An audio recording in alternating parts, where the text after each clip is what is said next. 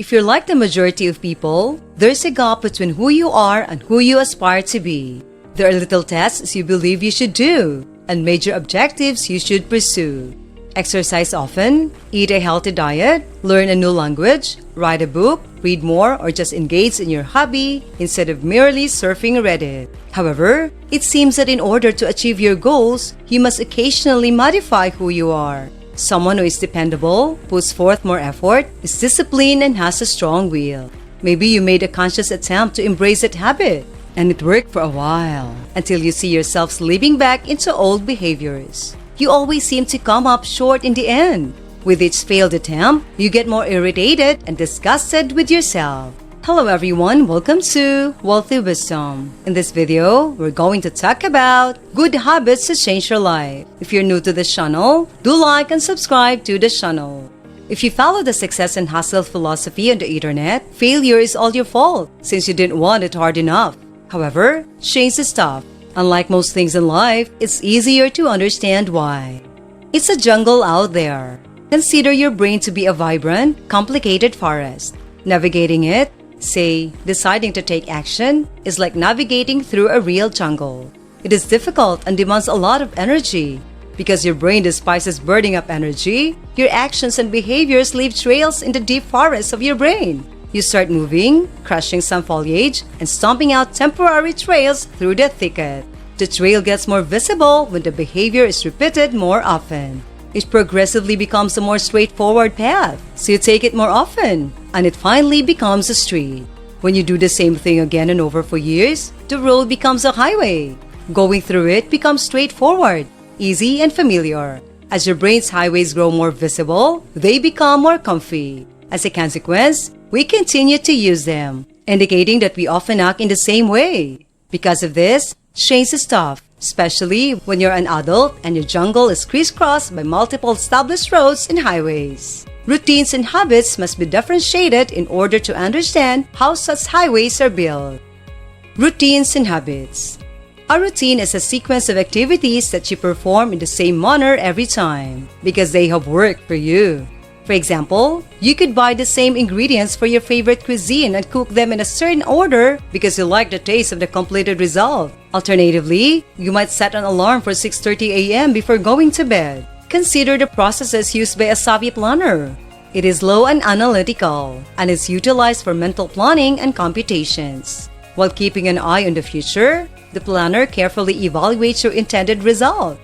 Based on that, it determines which actions to do, even if they are unpleasant, in order to achieve particular objectives, such as having a shower immediately after getting out of bed. Routines may eventually become good habits to change your life, which are far more pleasant to accomplish since they are simply a set of actions performed automatically. Because you've done them so often, your brain perceives them as rewarding and an excellent approach to dealing with a problem.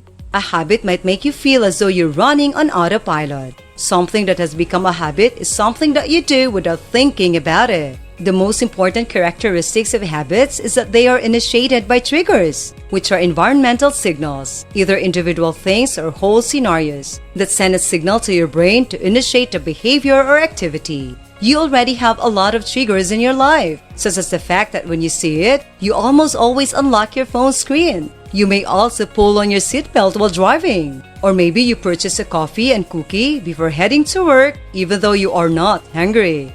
An impatient youngster is a creature of habit. It responds to your current requirements based on your surroundings without regard to any long-term intentions.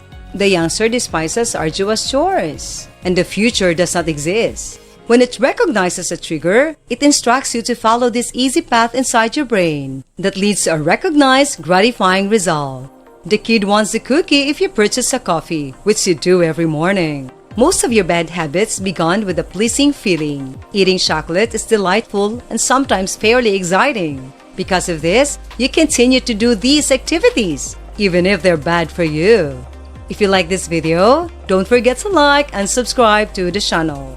Let's continue to talk about good habits to change your life. The rewarding after effects of an action urges repetition, resulting in the formation of a dangerous habit. Although the kid may seem to be a built-in saboteur, it is just as important as the intellectual planner, and they usually work together. Your sophisticated planner is required for big picture thinking, parallel parking, and tax preparation. However, allowing your brilliant planner to manage everything would be too time-consuming. Your brain can handle your daily life while confronting more challenging mental challenges. At the same time, by delegating dull and repetitive tasks to habits that your child oversees. So, we may use these energy-saving solutions to make it easier to adjust to and incorporate a new habit into our lives. Our primary focus should be on little details rather than major ones. It is much better to aim high and make no adjustments than to make little but big improvements, particularly because minor changes can have a significant impact over months and years. How to develop good habits to change your life. The best way to make change easy may not be to push it with willpower, but rather to convince your brain that it isn't just a big deal by developing new patterns and making them habitual. Once your intelligent planner has laid the groundwork, your child should be able to get right into the activity. Assume that one of your objectives is to get into shape, which is a very common one. The goal is to make the activity itself as basic a barrier as possible, small enough to be attainable, and specific enough that you don't have to think about it too much. The first step is to divide this extremely broad aim into separate, specific tasks. A tangible, doable exercise might be anything as simple as doing 10 squats every morning. As a result, you can try to initially develop a pattern while adding diverse stimuli that the child can later learn. Remember that the trigger is just a signal that you constantly associate with an action. They might be visual clues, such as noting a certain object or your workout equipment, or maybe a certain time period, a specific area, such as a neighborhood park, or all of the above. The most important thing is that you always start performing in a certain environment. This trigger, which also functions as a start button, will eventually initiate the action automatically. To begin developing a home exercise routine, make sure you always perform 10 squats in your gym clothing at the same time and place, such as in your living room at 8 a.m. After selecting your trigger and action, all you have to do is repeat them often, ideally every day. If you keep going, it will turn from a routine to a habit, from a path to a motorway. Don't get me wrong, performing squats still requires energy. If you choose to perform them, they will seem less like a job and more like a normal part of your day. This is basic, but not easy.